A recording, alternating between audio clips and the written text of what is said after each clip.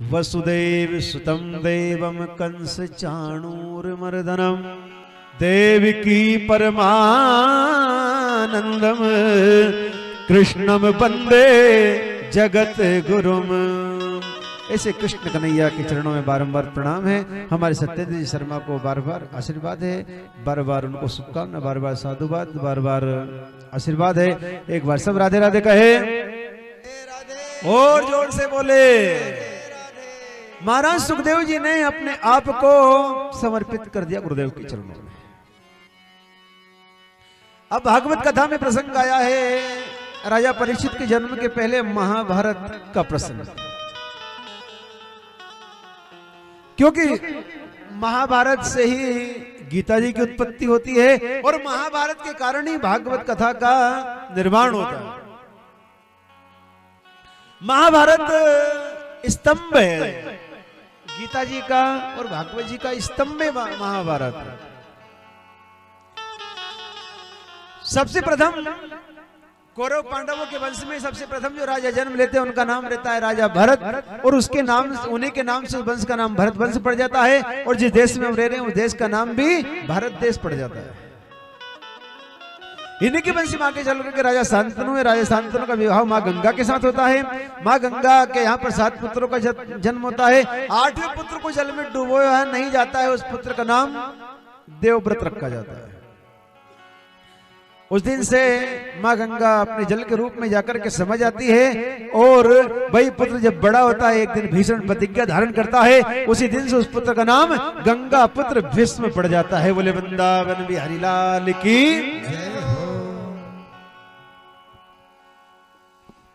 इन्हीं के वंश में कौरव पांडवों के वंश का आपको सूक्ष्म रूप से वर्णन करवाया जा रहा है।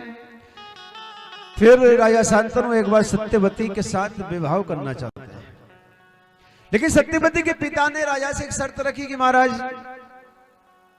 मैं मेरी बेटी सत्यवती का विवाह तुम्हारे साथ कर तो दूं, लेकिन मेरी आपसे प्रार्थना है जो मेरी बेटी से जो बेटा जन्म ले उसी को राजा बनाना पड़ेगा। राजा ने इनकार कर दिया। गंगा पुत्र भीष्म को पता चला, जाकर के प्रार्थना की और प्रतिज्ञा धारण कर ली कि जीवन पर्यंत विवाह नहीं करूंगा और जीवन पर्यंत कभी भी हस्तिनापुर का मैं राजा नहीं बनूंगा। सत्यवती के साथ विवाह होता है, 2 पुत्रों का जन्म होता है उनके यहाँ पर। दोनों ही पुत्रों की मृत्यु होगी, लेकिन राजा नहीं बन सके।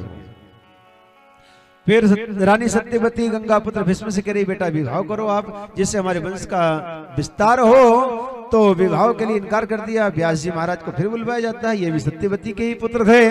काशी नरेश की दोनों पुत्रियां अंबा और अंबाली का दोनों के साथ विवाह होता है। धीरे धीरे समय चक्र चलता जाता है। अंबा के यहाँ पर एक पुत्र का जन्म होता है, इसका नाम रहता है धृतराष्ट्र, और अंबालिका के यहाँ पर एक पुत्र का जन्म होता है जिसका नाम रहता है पांडु। धृतराष्ट्र राजकुमार जो है वो जन्म से दोनों आंखों से अंधे हैं। पांडु जो है वो जन्म से पीलिया रोग से ग्रसित है। समय चक्र चलता गया। धृतराष्ट्र बड़े, धृतराष्ट्र का विवाह गांधार देश की कन्या गांधारी के साथ होता है। पांडु का कुंती के साथ होता है।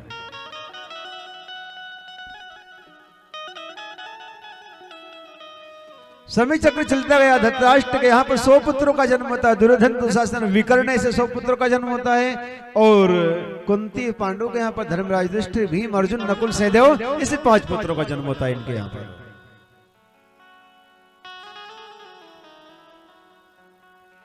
दुर्योधन बचपन से दुराचारी अत्याचारी हुआ।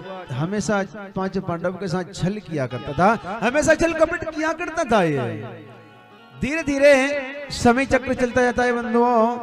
क्या होता है, एक बार भीम को जहर देकर के रस्सियों से बांध करके गंगा जी में ले जाकर के फेंक दिया, लेकिन जाको राखे साइया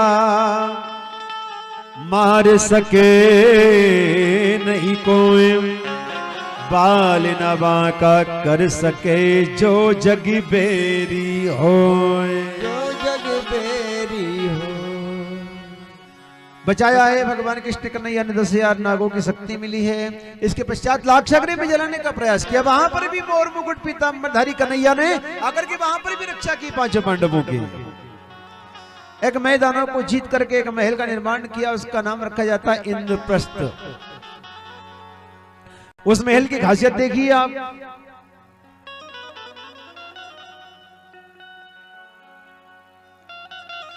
क्या इंजीनियर थे पहले के जमाने में। जहां पानी दिखाई देता था वहां सूखी जगह रहती थी, और जहां सूखी जगह दिखाई देती थी वहां पर पानी भरा रहता था। ये महल की खासियत को दुर्योधन समझ नहीं पाया, अभिमान के बस चलता हुआ गया, और जो ही सूखी जगह देख करके अपना कदम आगे बढ़ाया, सारे वस्त्र पानी में भीग गए। महल के अटारी के ऊपर चढ़ी हुई द्रौपदी सखियों से कही, देखो बहन, अंधे का पुत्र अंधा ही पैदा हुआ है, अंधे का जाया अंधा ही पैदा हुआ है। समझा रहे हैं कन्हैया कि द्रौपदी तुमने क्या किया है। ध्यान रहे, तीर कवन से, बात जबान से, और प्राण देही से निकलने के बाद में कभी भी वापस नहीं आते हैं वो प्राण। इसलिए जब भी किसी से बोले तो अच्छे बोले, अच्छे वचन बोले, कभी किसी से कड़वे नहीं बोले, सभी का सम्मान करें। हम हमारी वाणी से कभी किसी का अपमान नहीं होना चाहिए। ऐसी वाणी बोलिए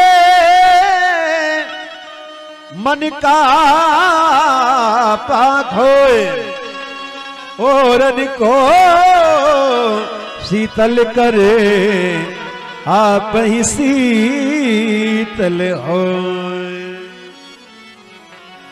अच्छे बोल करके तो देखिए, आप मुस्कुरा करके तो देखिए, अच्छे बोलते समय आपका चेहरा देखिए खिल जाता है, और क्रोध करते समय, गुस्सा करते समय फिर आपके चेहरे को देखना राक्षस के समान हो जाए। फिर प्रेम, हंसी, जिस समय कोई इंसान खुश रहता है, प्रसन्नता, फिर उसके चेहरे को देखिए आप।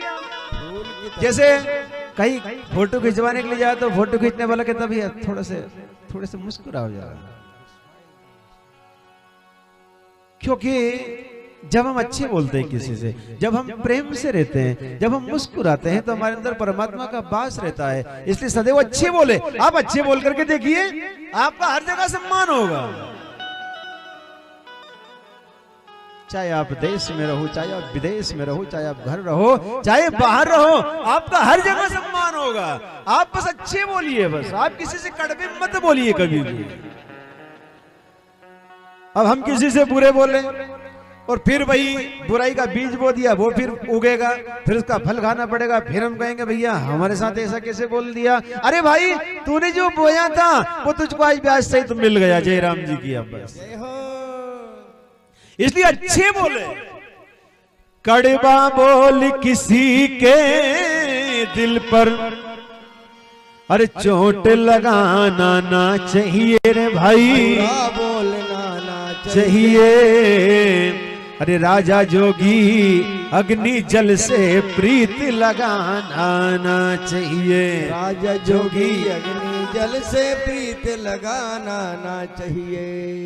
और क्या लिखा है संतों ने कि अग्नि ब्राह्मण गौ माता को लात लगाना ना चाहिए रे भाई, लात लगाना ना चाहिए। अरे सोता शेर जंगल का राजा उसे जगाना ना चाहिए, सोता शेर जंगल का राजा उसे जगाना ना चाहिए। और दूध छोड़ कर मद का प्याला होठ लगाना, वो दूध छोड़ कर मद का प्याला होठ लगाना ना चाहिए रे भाई, शराब पीना ना चाहिए रे भाई, पाउच खाना ना चाहिए रे भाई, सिगरेट पीना ना चाहिए। अरे बहते जल की मझधारा में भूल के नहाना ना चाहिए, बहते जल की मझधारा में भूल के नहाना ना चाहिए। अच्छे बोले, कड़वे नहीं बोले किसी से हम।